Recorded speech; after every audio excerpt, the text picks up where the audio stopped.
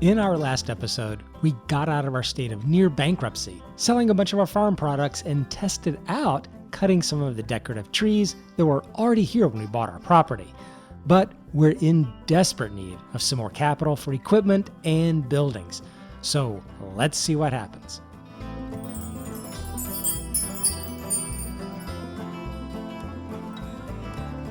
I cut down one more tree by the sheep barn, but this time not for revenue or testing, but just to give a little more space as a good dropping off point for my bales.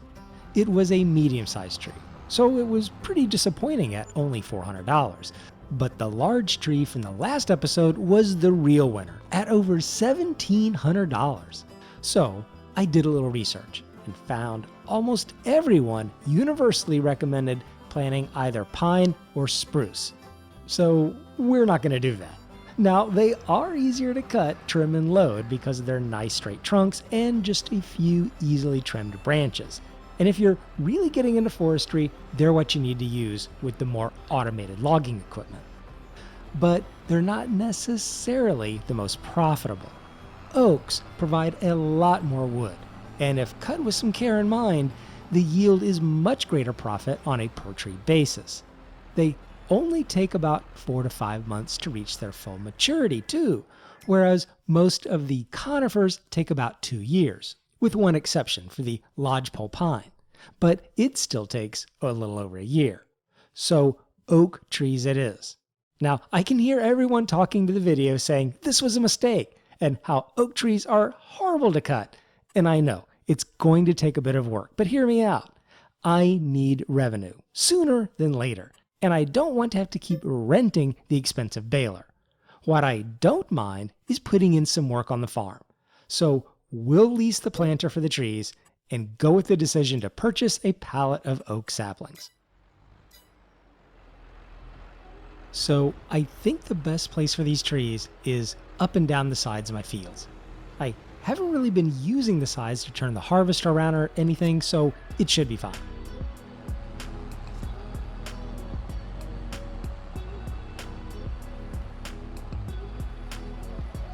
Oh, look at that. They just kind of spit out the back and automatically plant themselves.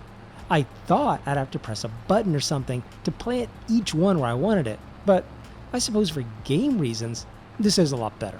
Otherwise, folks would just spam trees right next to each other and would have like 100 trees in a tiny little cube. It even makes a little furrow for the tree. Oh, this is extremely satisfying. I don't know what it is, but this feels like one of the coolest things I've done. It's super simple, but I just like it.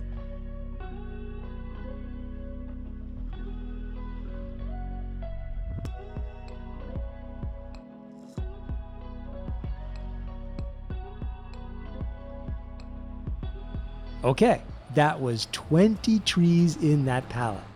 I was going to plant 20 trees, but that was super gratifying, and the pallets only cost $1,000.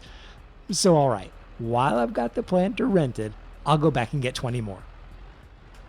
If 20 trees are good, 40 should be even better. I just hope later I'm not bemoaning this decision to have oaks.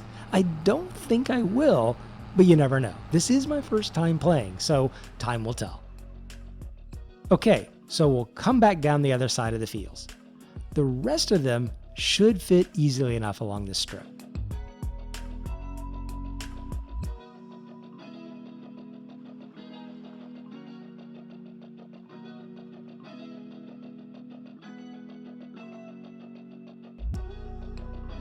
Okay, with that done, we'll return the planter and see what we've got here. Skinny little things, aren't they? But yeah, if these do indeed mature quickly and bring in at least the price we saw before, then it should be worth it. Let's go check out our silage. The sheep are producing wool, albeit slowly, but they are producing it. And the silage is at about 61% fermented, so it'll be at least another day before they're ready. The silage has been very good and helped us out getting out of our near bankruptcy earlier. I don't want to do just silage, but we need the money pretty badly, so we're going to keep working these grass fields. Eventually, more and more of the grass will go to feeding the sheep. Speaking of which, I think we were about due for them to give birth to some lambs. And they did! Wow, 12 baby sheep! That's way more than I expected. I really didn't know what to expect, but I figured with 12 sheep, on the average, half of them would be boys, the other girls, and we'd get like 6 sheep. But this is fantastic. Well, what this also means is that we'll be running out of room in the sheep barn even sooner than I thought, which is even more reason to need to do that fast cash from the trees.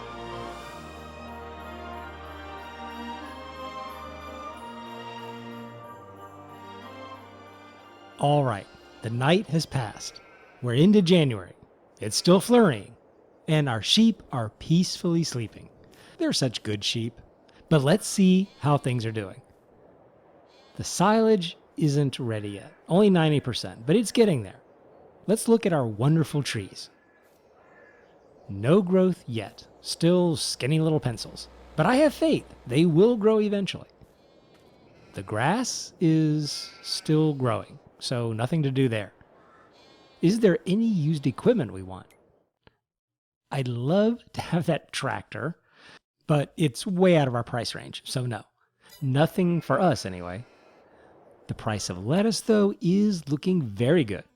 December and January seem to be the prime selling months for lettuce, so we'll get that loaded up and sold. And I think we have several pallets ready to go.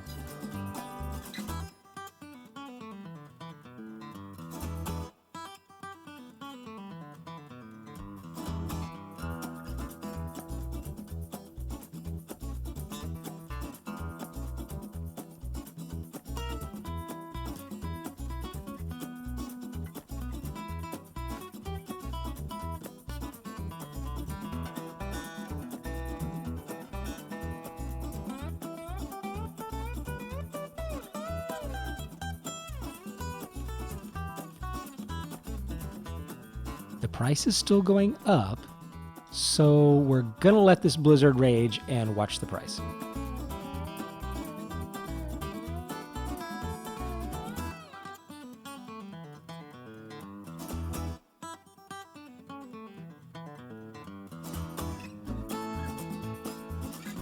All right, it's time to sell.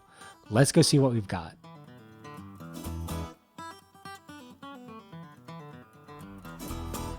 I accidentally didn't have the camera rolling. The batteries must have died or something.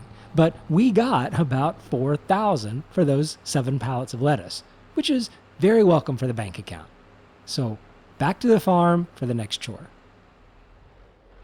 Our silage isn't ready to sell yet, but it will be soon. So what we can do is get our silage all loaded up on the trailer and ready to go once it's finished fermenting. It seems that even when there's nothing to do, there's still always something to do on the farm. Very real life.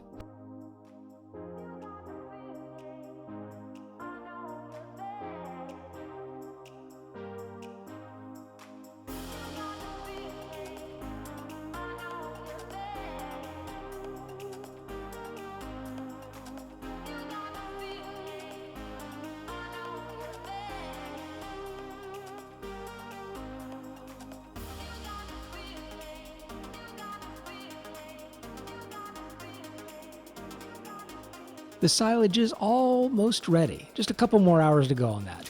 Let's check in on our new sheep. Oh look, our little lambs are already contributing to the wool pile. Beautiful. And they increased in price already. Our original sheep too, they just keep going up in value. It must be the high quality organically grown grass we're feeding them. Okay, it's silage sell time.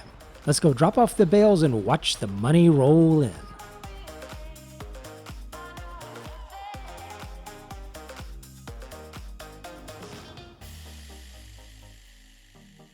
$21,000 and some change. Exactly what we like to see. Let's go get the remaining bales and get those sold too.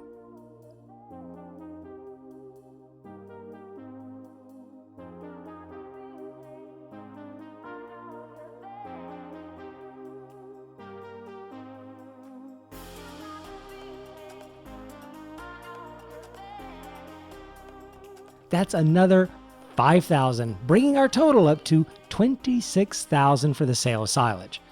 We're getting very near the cost of that new baler. All right, it's February, and let's check on things. Our grass is still growing. I've surmised that it goes through a bit of a dormant period and doesn't grow during the deeper winter months, which is fine. I like the realism. But look at our trees. They look so good. Let's check the size. It's showing the length of the lumber at 5 meters, which is that next first growth stage past the sapling. There are 3 growth stages for oaks. So if this is small stage after 2 months, then we're definitely on track for the early wood harvest I predicted. Also, look at that wool. The wool production has definitely stepped up with the new lambs. But we've checked around on prices for different things, and there's really not much to do for the rest of the month on the farm. So we'll pass the rest of it today and get into March. There definitely seems to be some sort of frost here early in the morning on the canola. It looks really good. And over here on the grass, it does make it feel like a crisp morning in March. Well done. But the grass is ready to mow now. And even though I thought I might want to wait on it, it will help out that last push to be able to get the baler we're drooling over. So let's get busy and get that mowed.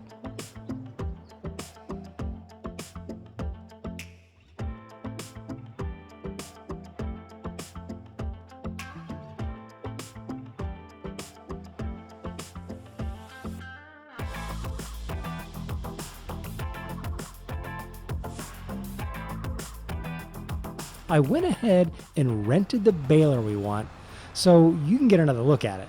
It's a big baler, but it'll allow us to make both silage bales and the larger grass bales for the sheep. Plus, it's a pretty good looking baler. Almost a bit big for this tractor, but we'll fix that someday too. Last time, I neatly stacked up the bales on the side, but I don't really see any need. I think leaving them all clustered here is good enough. We're also doing a tiny last bit of mowing and baling to finish off this last bale. There's a little bit of grass left, but I'll get that later, or just scoop it up at some point and feed it to the sheep. But the question is, will we ever be able to buy our own baler? Will we get distracted by another new industry project? We'll leave it here as the rain is coming down and find out in the next episode. I'll see you next time.